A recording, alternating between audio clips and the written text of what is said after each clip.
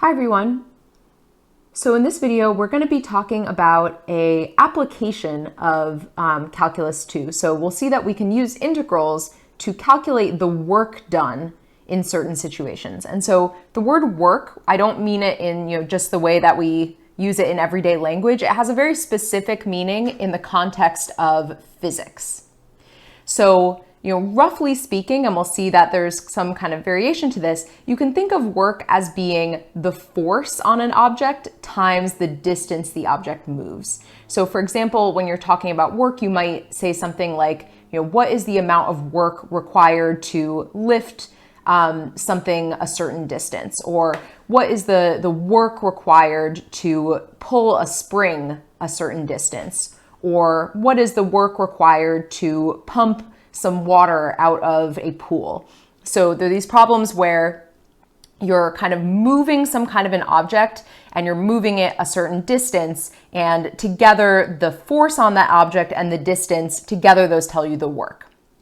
So we're going to start with some examples where there's a constant force, and we'll see that in these initial examples you actually don't need to use calculus, and then we'll move into examples where the force varies.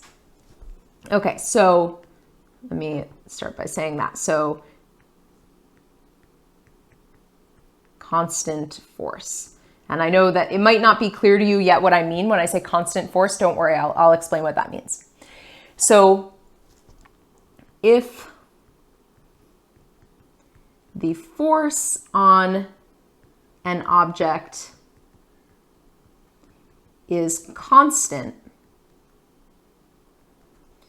and let me actually add something in here, sorry. If the force, I'm going to put the letter F on an object is constant, and the object moves a distance d, then the work done by the object is work is equal to force times distance. So we'll see again that there's going to be some kind of variations on this when it gets more complicated, but this is kind of like the foundation of understanding work problems, is understanding that on some level, work is equal to a force times a distance. So what do I mean when I say that the force on an object is constant? I think the best way to think about this is through example. So an example of a force that would be constant would be gravity, for example.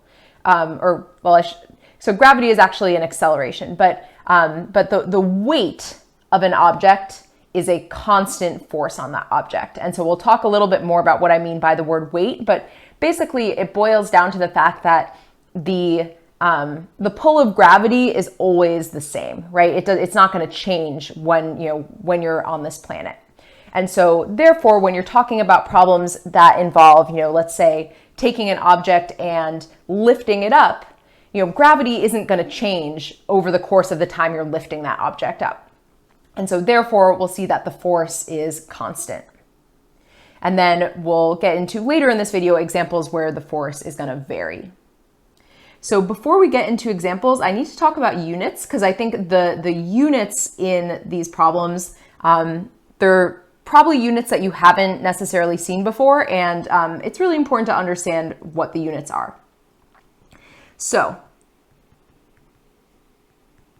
we're going to talk about the units for force and the units for work.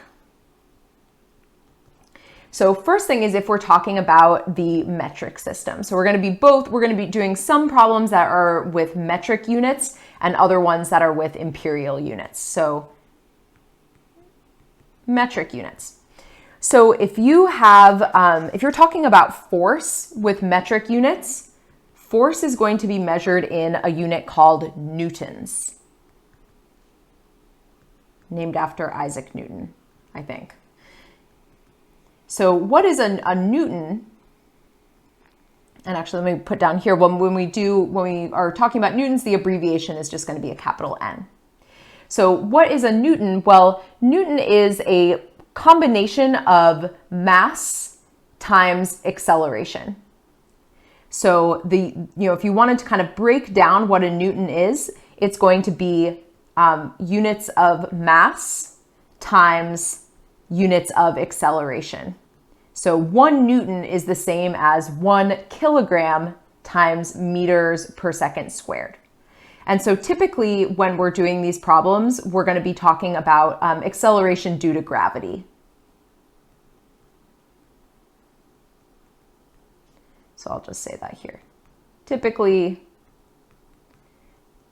due to gravity. And one other kind of fact that is you're going to want to know in this class is that the acceleration due to gravity is 9.8 meters per second squared.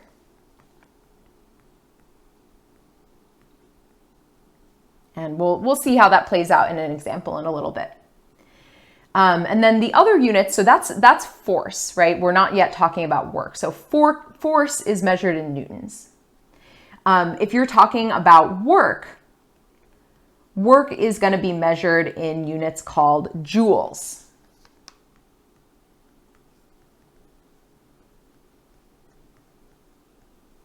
And the abbreviation for joules is a capital J.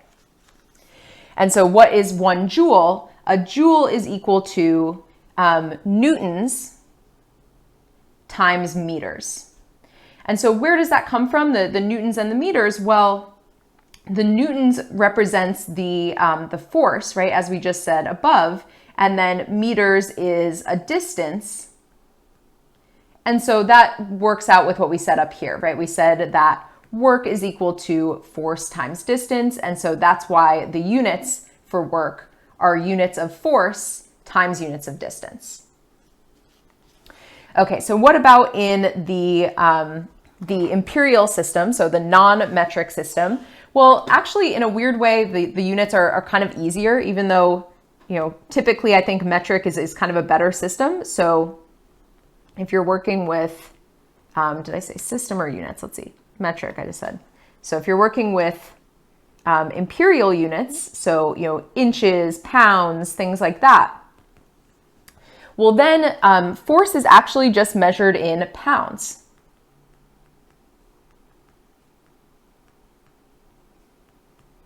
So there's kind of like a key difference to understand here. So pounds are different from kilograms, whereas kilograms are a unit of mass. So they do not include the acceleration due to gravity. Pounds do. So when we're doing problems that involve where things are measured in pounds, we're going to see that we don't have to multiply by the acceleration due to gravity, whereas when we're working with metric units, we will. So I'll just kind of write that down. Note that pounds basically include the acceleration due to gravity.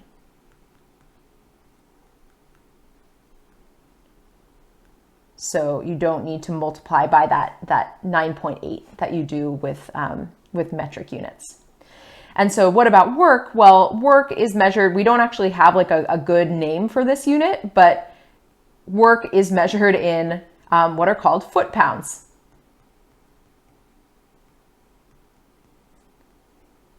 So literally it's just the abbreviation for feet, pounds.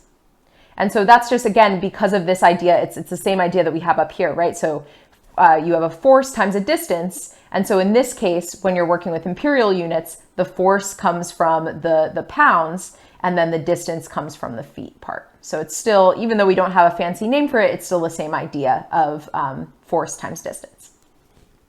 Okay, so let's get into an actual example here. So let's say that we want to find the work done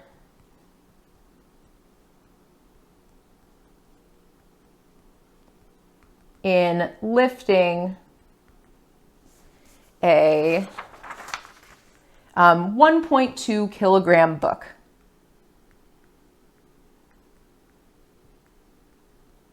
And we're going to be lifting it off the floor and onto a desk that is 0.7 meters high. So in this case, because we're talking about a constant force, and again, you'll kind of know when you're talking about a force that's not constant, but because we're just taking an object, that object's weight is not changing, right? It's the mass is always the same, and the force or the acceleration due to gravity is always the same, and so therefore the force is not changing, right? And so what do we need to do? We just need to multiply together force times distance. So the work is going to equal force times distance. And so in this case, the force is going to equal 1.2 kilograms times 9.8 meters per second squared. And so that's going to give us 11.76 kilograms times meters per second squared, but really the units, another way of writing that unit is just newtons. So 11.76 newtons. And then the distance is going to be 0.7 meters.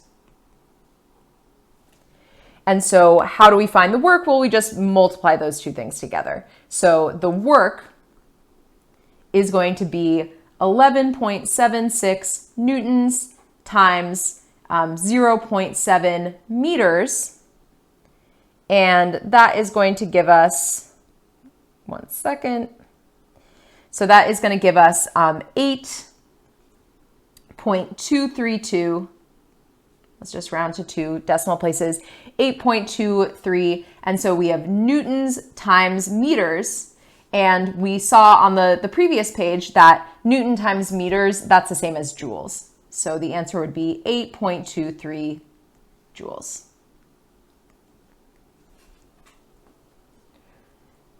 Okay, so let's do another example. It's going to be very similar, but it's going to be now with the other unit system.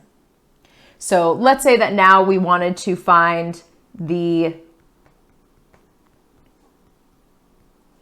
work done lifting a 20-pound weight 6 feet off the ground. So as we mentioned earlier, it's actually kind of easier to do this with imperial units because this 20 pounds already includes the acceleration due to gravity. So that's actually the force. We don't need to multiply by anything extra. So again, we're going to say work is equal to force times distance. So the force in this case is equal to 20 pounds. The distance is equal to 6 feet. And so the work is just going to be equal to 20 pounds times 6 feet, which is 120 foot-pounds.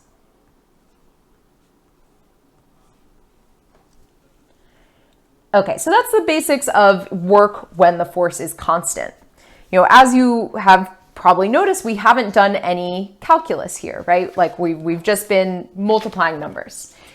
So the place where calculus comes in is when the force on the object is not constant. So I want to talk about that now. Okay, so when the force is not constant. Okay, so let's say that that when an object is at a certain position, its force is determined by a function, right? Because a function is just a way of describing a quantity that varies, right? So we can just say, well, you know, if the force on an object is varying, let's just call the force on the object at each position, let's just name that the function f of x. So suppose that, sorry, I'm trying to decide what color to use here. I'll stick with purple. So suppose that when an object is at a position X, right? Because when we're talking about work problems, we're always talking about moving an object. And so we can kind of keep track if we're moving an object, it's going to be at all these different positions. And so what we're saying here is that now we're in a situation where along that path of moving the object, it doesn't always have the same force on it. So suppose that when an object is at position X, the force on the object is given by a function f of x. So let's just say f of x. So how can we use calculus to figure out the total work done? Well, basically what we want to do is imagine breaking up the trajectory of this object into little pieces. So let's say that you have an object that starts somewhere here and you're moving it to another position here. So if you break the total distance that this object is traveling into little segments, and let's say that the length of each of these segments, let's call it delta x. And then let's call each of these positions, x1, x2, x3, x4, x5, x6. So here we're breaking it into, actually, I should probably put in one more here, x7, because we're breaking this into 7 pieces. So basically, if we kind of idealize our situation and imagine that on each of these short periods, the force actually is constant, which isn't true, right? Because we know the force varies, but it's very similar to what we do with using rectangles to approximate the area under a function. We're basically going to kind of pretend that the force at one moment is, or at one position is the same as the force on the rest of that interval, that's really the same thing that we do with integration or with approximating integration with rectangles, right? We kind of assume that the height at one endpoint is the same as the height on the whole interval, which isn't true, but it's a way to approximate. So basically what I'm saying here is that if we wanted to figure out so maybe let me write down one sentence first, which is that to approximate the work done, and let's say that we're moving this object from, this is position A and this is position B. In moving the object from position A to position B, we can divide the interval AB into basically small intervals. And basically what we're going to do is we're going to then assume that the force is constant on each of those intervals.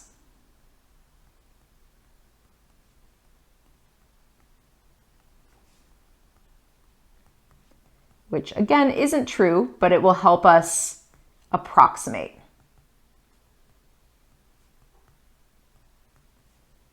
Okay, so what would it look like to then, find the work done? Well, we could say something like this. We could say the work is going to be approximately equal to, so let's say that we were using, we calculated the force that was at a position of x1, that would be f of x1.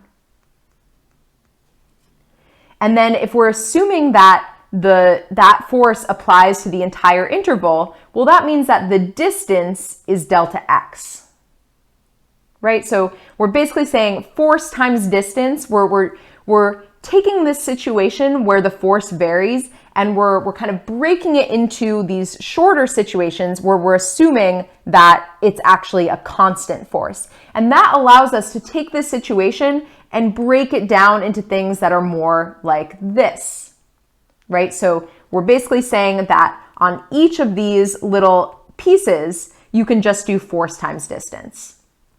And so we would just add these all up, right? F of x2 times delta x plus dot, dot, dot. I'm not going to write all of them. In this case, it looks like we have 7 intervals. And so basically, just to kind of generalize this, we're saying that the work is approximately equal to a sum from 1 to n of the force at a particular place, a particular position, times delta x. And so this is going to be a lot like other situations we've seen. You know, how would we find the actual force or the actual work? So to find the exact work,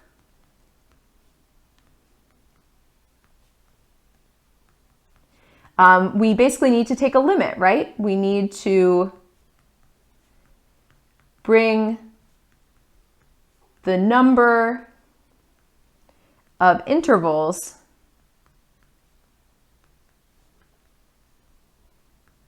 towards infinity, right? Because basically, if you think about if the force is varying, if you take, and the force is different at each position, right? That's what we're saying. That's what we mean when we say the force is varying. If you are applying that same force for like a huge chunk of position for like, 2 feet or something like that, that's not going to be that accurate. But if you're saying like, okay, let's assume that force is constant for like 2 inches or something like that, then that's actually probably going to be a pretty good approximation. So the more intervals you have, the smaller those intervals are and the better your approximation gets. And so the exact work is going to be equal to the limit as n approaches infinity of the sum from 1 to n of the force times delta x. And by now, hopefully this feels familiar to you. When we're taking the limit of a sum, that means that an integral is going to come out. So we're going to be doing an integral from a to b of the force function dx. So I want to kind of summarize that as a general statement. But basically, yeah, all we're saying here is that if you have a force that varies and you can describe that varying force by the function capital F of x, then basically you can just integrate that force function from a to b. And why can you do that? Well, it comes from this idea of breaking up the force into these little pieces and doing force times distance, force times distance, force times distance on these short intervals. Okay, so let me kind of write this down as a general statement. Sorry, my screen is stuck. Sorry about that. There we go. So in general, if an object has a force, or I'll say it like this, an object at a position x has a force f of x, then the work done in moving that object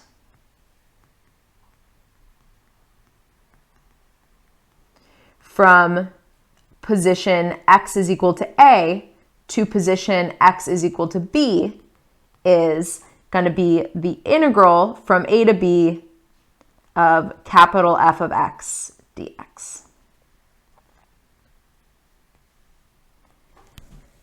Okay, so let's do an example of this. So we'll see there's basically just 2 kinds of examples we're going to do related to this idea. One of them will be one where you're actually just handed the force function, and then the other one will be an example where we actually have to figure out what the force function is.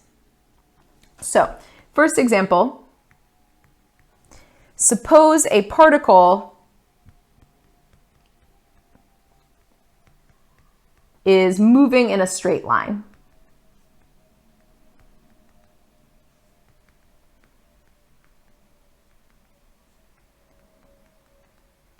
So when the particle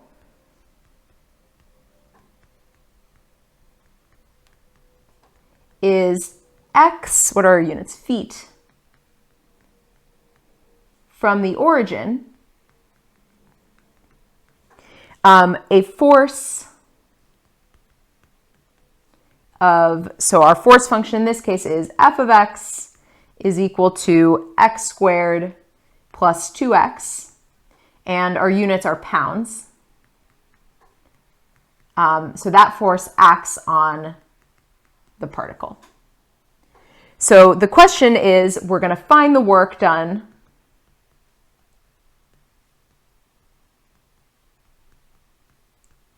in moving the object or the particle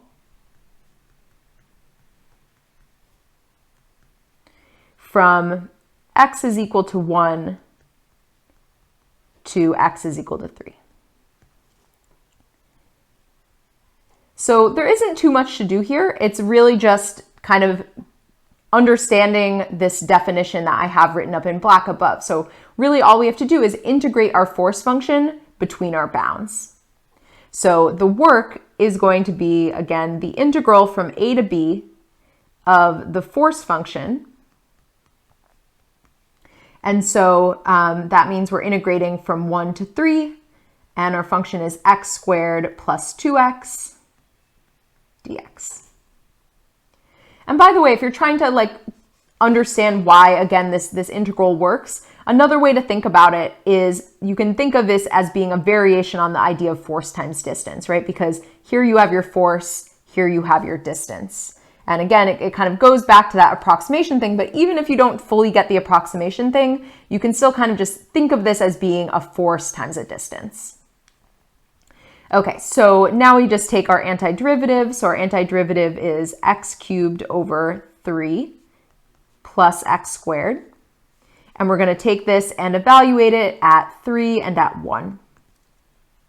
So we get, when we plug in 3, we get 27 over 3 plus 3 squared is 9. And then from that, we're subtracting 1/3 plus 1.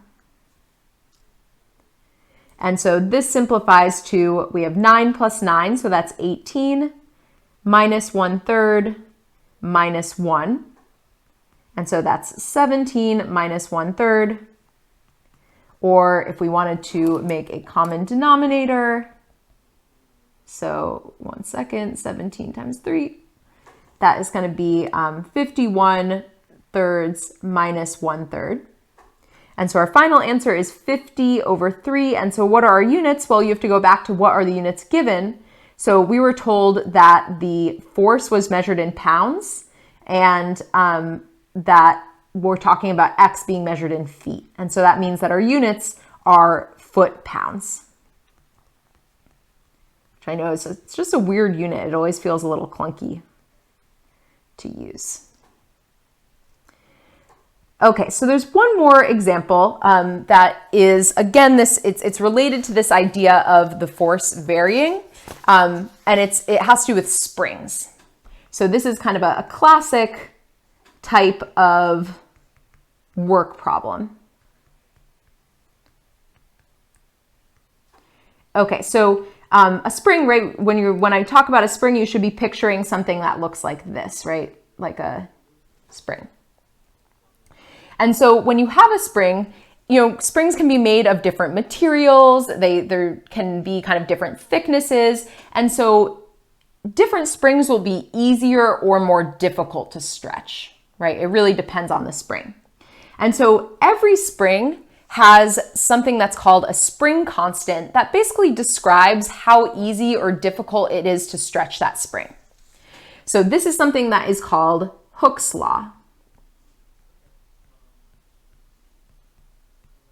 So Hooke's law says that the force required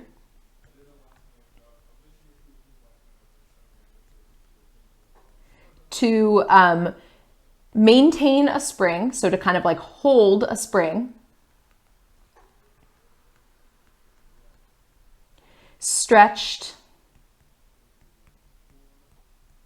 x units beyond its natural length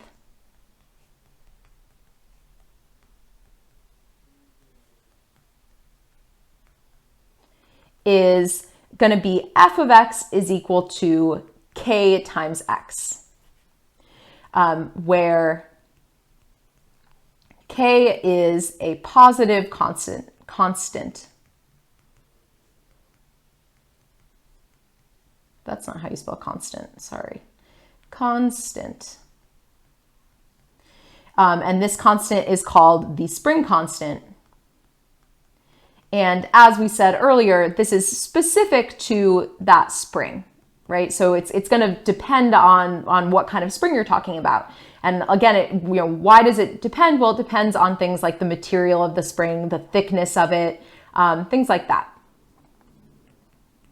So this is an example of a situation where the constant or the force is not constant. So K is constant, right? K is a number, but this is saying basically that depending on how far you have the spring stretched, the force on that spring is going to vary, right? So if you have a spring and you're stretching it a certain distance, as you stretch it that distance, the force on it is going to vary. So this means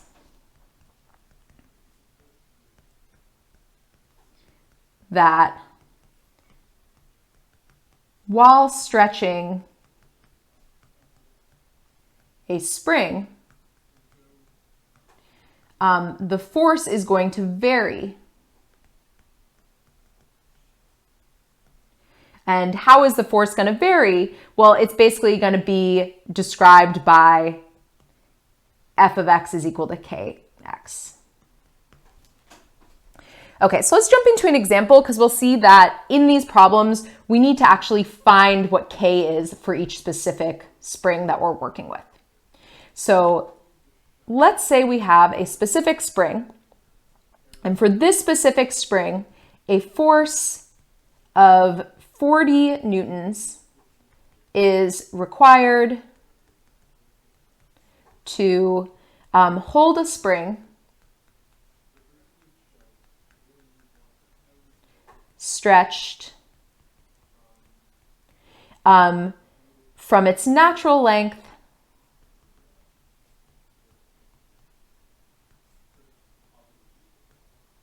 of 10 centimeters to a length of 15 centimeters. And so the question is going to be, how much work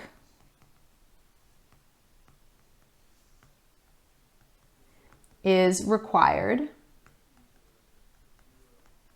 to stretch the spring from 15 centimeters to 18 centimeters. Okay, so kind of a lot going on here. So there's basically two parts to this problem. The first part is we need to figure out what K is. So we need to find the spring constant for this spring.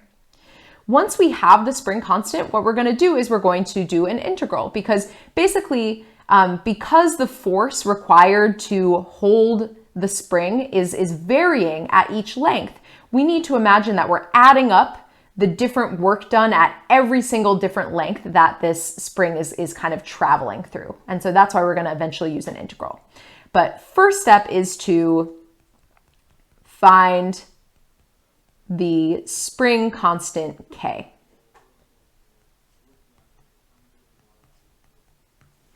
Okay, so we need to basically translate this sentence here. So it says a force of 40 newtons is required to hold a spring stretched from its natural length of 10 centimeters to a length of 15 centimeters. We need to translate that into something that will help us find K. So remember that we have this equation, this Hooke's law equation. So we know that the force required to maintain the spring stretched x units beyond its natural length is f of x is equal to k times x. So we're going to use that, and we're basically going to set our 40 newtons equal to k times x to figure out what k is. So there's one small twist here, which is that when we're looking at the units here. So notice that we have units of newtons. So remember, newtons are actually equal to kilograms times meters per second squared. And so the key thing here is that we're talking about meters. And so that means that we need to change our units of centimeters to meters. And so that's not too hard to do. That's just dividing by 100, right? Because there are 100 centimeters in a meter.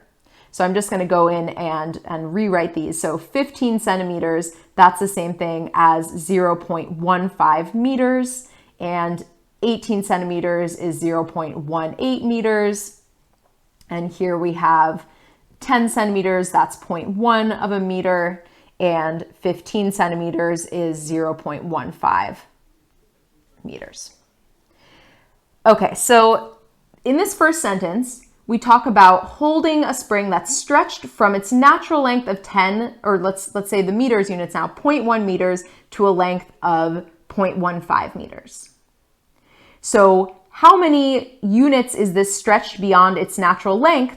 Well, 5 or 0.05, right? And so that means that f of 0.05 is going to be equal to 40.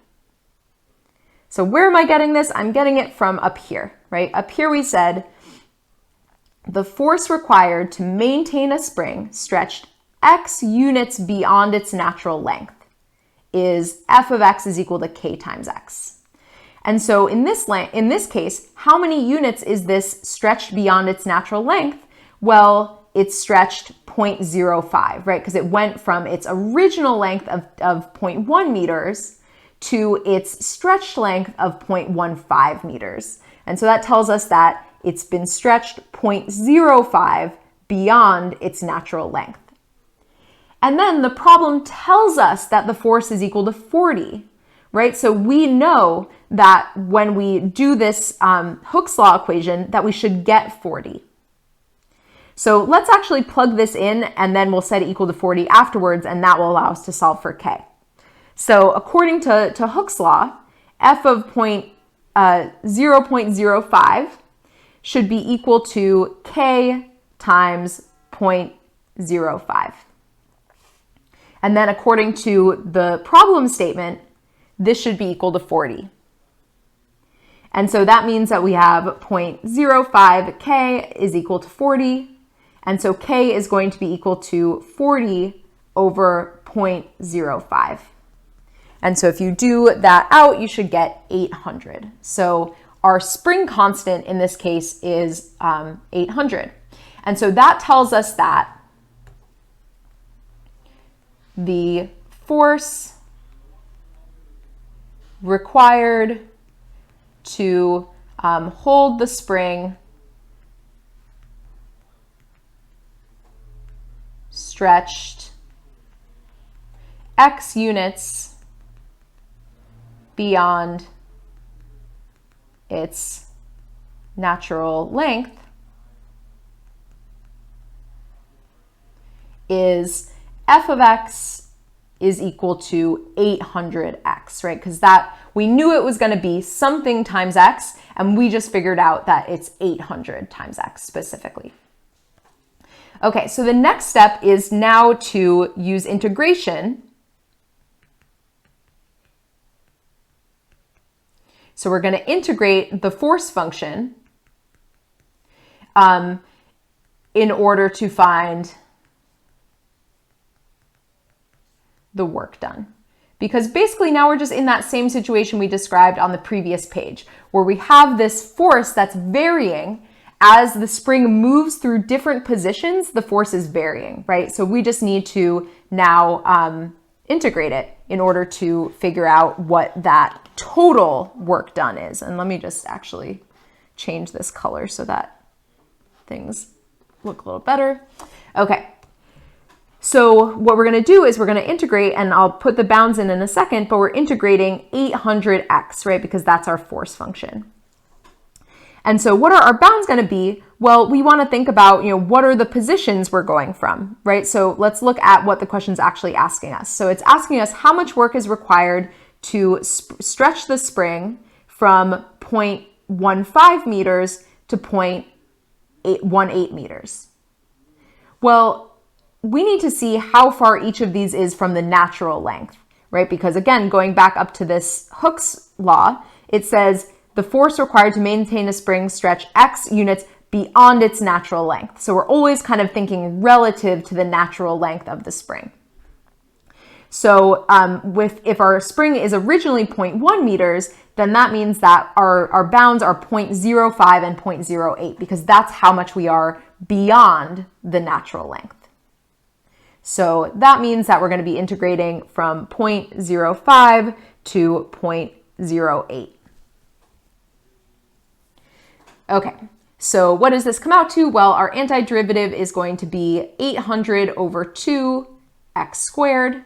We're evaluating at 0.08 and 0.05. And so that's the same thing as 400 x squared at 0.08 and 0.05.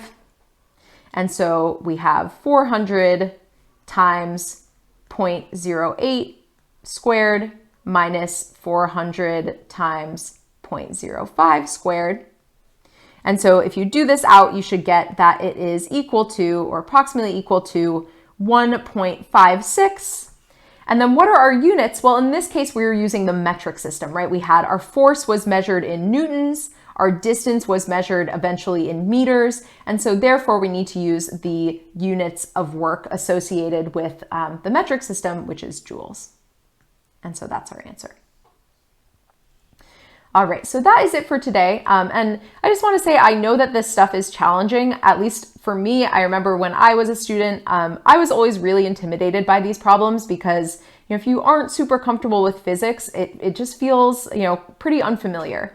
But I just want to tell you that, I'm going to really kind of limit the types of questions that we're going to be doing for work. So really every kind of problem that you could expect to see on a test or on the homework, we're going to do examples of them in the videos. I'm really not going to stray too far. So we're really just going to have examples basically like the ones in today's video. So either constant force where the function is given, or these spring problems. So the spring problem is probably the trickiest one to kind of understand the process for. And then in the next video, we're going to talk about two other styles of problems. So one having to do with like pulling a rope or cable up, and another one having to do with pumping water out of a tank. So yeah, I will see you on the next video.